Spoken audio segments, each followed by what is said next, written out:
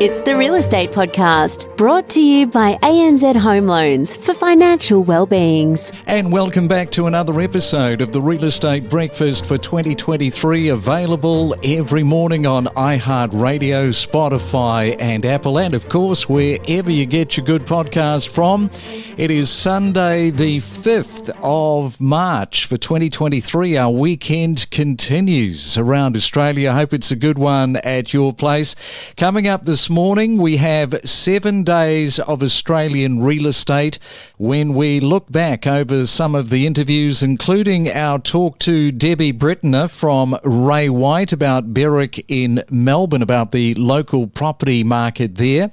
And we also talked to Lauren Robinson from Rental Results in Brisbane about how to successfully engage with the right rental management company. This is once you've bought that investment property. So important. We also spoke to Katherine Skinner, your local property buyer in Adelaide, about the current Adelaide market conditions, including the boom of the area with soaring property prices and investor rental returns, which are running red hot. We also spoke to PRD Chief Economist Asti Mariasmo about the low housing supply and some of the findings from her report that has just been released. And we spoke to Angie Roberts from My Hobart Home in Hobart about the current market there, the general mood of the investors, and what to expect out of Hobart and probably Tasmania for 2023. So that is all coming up. It's your weekend real estate podcast. And if you're celebrating your birthday for today, the 5th of March for 2023, happy birthday to you. And just the one celebrity, Eva Mendes. She is turning 49, the American actor. I think she's also a bit of a fashion designer. And isn't she dating, or is she married to Ryan Gosling? That I'm not too sure about. I think she might be. But if I've got that wrong, sorry, Ryan, you probably want to be married to Eva Mendes, one of the most beautiful women on the planet. We are just as addicted to property as you are. The Real Estate Podcast. It's the main centre forecast. All right, let's have a look at your weather around the country. Sydney, good morning to you. Expecting mainly fine sunny skies today, a high of 28 degrees. In Melbourne, a mostly fine day, a little bit of a late shower possibility with 32, so it's going to be nice and warm. In Brisbane, a fine day, some cloud expected with 29. And look at Perth, it's got to be the best conditions, blue skies with sunshine and 28 today. Enjoy your morning coffee. It's your real estate weekend podcast in review. And Berwick tends to weather very well because of all the things that I just mentioned. It's very sought after because of the private schools, the lifestyle, and everything's here. Everything. So people don't need to go to the city as much as they used to. They've got everything here in Berwick. So we feather very well. So the prices don't tend to take such a hard hit as far as some other suburbs probably do when outside influences hit hard, like interest rate hikes. And what about sort of value, like the median house price, and perhaps you could give us a price on the units, the apartments. Are you able to tell us a little bit about that this morning? Yes, certainly. So that's the other interesting thing about Berwick. It's quite diverse. We have $9 million properties in Berwick, and then we have $600,000 townhouses. There's the north and the south of Berwick, and the prices differ quite differently. But the median price is probably around that $900 now to $950 range, I'd be suggesting. But again, the first home buyers can still come into Berwick very comfortably and purchase their first home. And then we've got people that are onto their third, fourth or fifth home that go onto acreages that are on the north of Berwick as well. And then obviously they could be anywhere from $1.5 million up to 5, 6, 7 million, 8 million, 9 million, whatever the property may be. Yeah, and just sticking with those first home buyers, the rising interest rates, the serviceability constraints, it's a big talking point. So what sort of conversations or observations have you got in that space around serviceability? Yeah, look, we're having some really good, solid feedback, positive feedback, more to the point, from our first home buyers. So I think our first home buyers have managed to save larger deposits than what they probably thought they ever would have.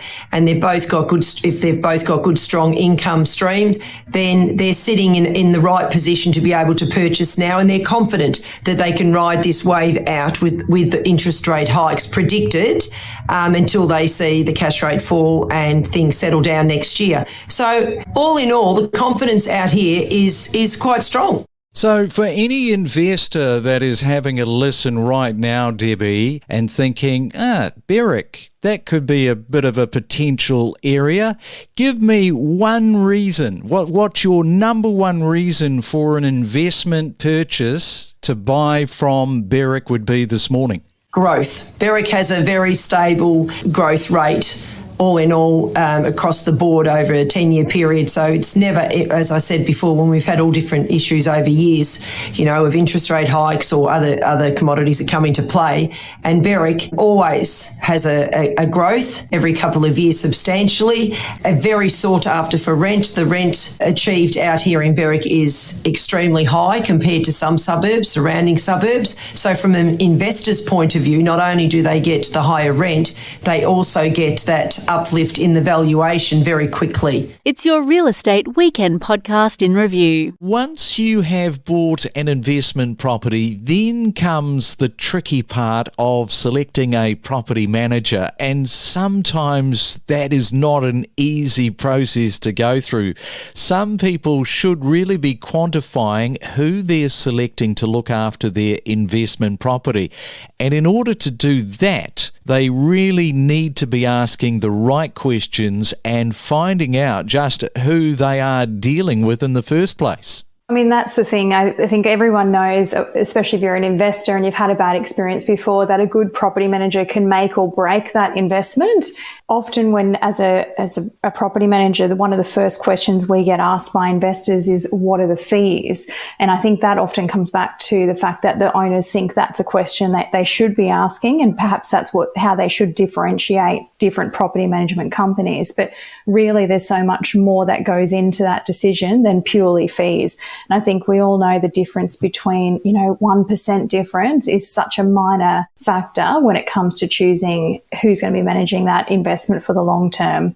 So some of the questions that I'd be asking is about the office's systems and processes. So it's really important to make sure that a great property manager has technology and a lot of support around them to be able to offer that high level of service.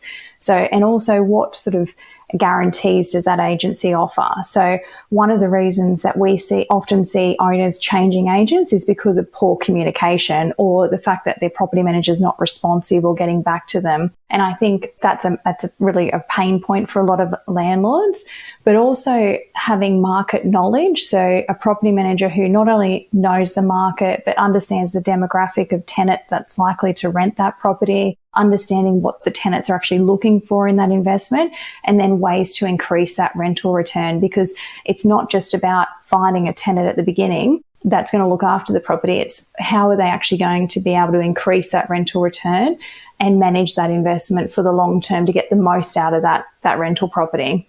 And you mentioned poor communication. It's interesting that people in the game of property management, you would think that there is good communication, but that's not always the case. Sometimes that can be lacking, which begs the question how some of these property managers are finding clients in the first place. And it's probably more likely to happen to first-time investors. And maybe just possibly they're not asking the right questions. They're just diving in too quickly. Oh, definitely. And I think if you are a first-time investor, you may think that all property managers offer the same level of service. And perhaps you may also think that you'll just go with the agency who sold the property to you, and it might be that just the easiest option as opposed to really interviewing and doing your research. But I think often a investor will meet a business development manager as opposed to, the actual property manager. I guess their job is to sell the business and the property management services, as opposed to the person who's actually going to be or having the relationship with both yourself and the tenant. So having good communication as a property manager is imperative to the success of the investment, because they're going to be communicating both with yourself as well as the tenants, negotiating and really managing that investment to make sure it performs. It's your Real Estate Weekend podcast in review. How would you sum up to our listeners the Adelaide property market between those years of 2020 to 2023? So the Adelaide property market across those 3 years went absolutely crazy beyond anybody here's wildest dreams. There were many points throughout those 3 years that we genuinely felt we were close to the top of the market, and then it continued to go and go. So as more and more people decided to leave a lot of the eastern states throughout the COVID pandemic, we saw a huge influx of relocators moving back to Adelaide for the extra space, the lifestyle, and what they could achieve. So all of this extra pressure being put on the market by these prospective purchasers, whether they be the investors or those relocators, meant that the low stock levels, anything that was of a good quality, just went absolutely crazy.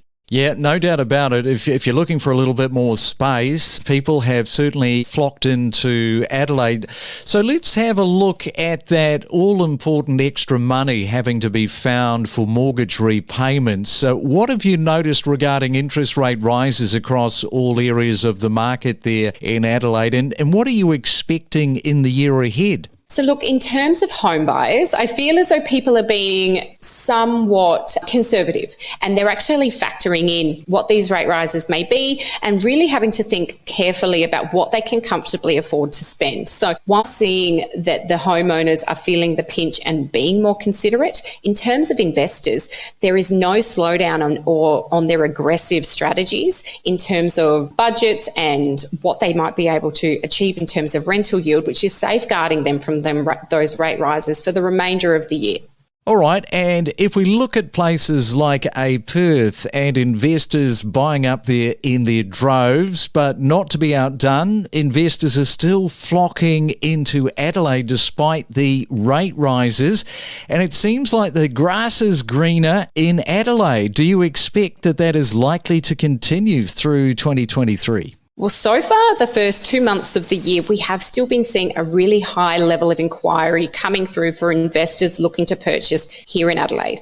Now, budgets may be slightly changing to accommodate extra interest rate rises, but those high rental yields are still going to offer the added security that people are looking for right now, where there is that level of uncertainty as to where the rate rises may end up by the end of the year. Enjoy your morning coffee. It's your Real Estate Weekend podcast in review. Angie, you deal with a lot of these mainland buyers coming in. So how is their expectation at the moment in 2023, the ones that you're interacting with? How's that all sort of playing out? Yeah, look, I think they probably expected to see a more noticeable downturn in prices. There is certainly in some, I'd say at the bottom end, that sort of first home buyer end, and also the top end, sort of 2 million plus in Hobart.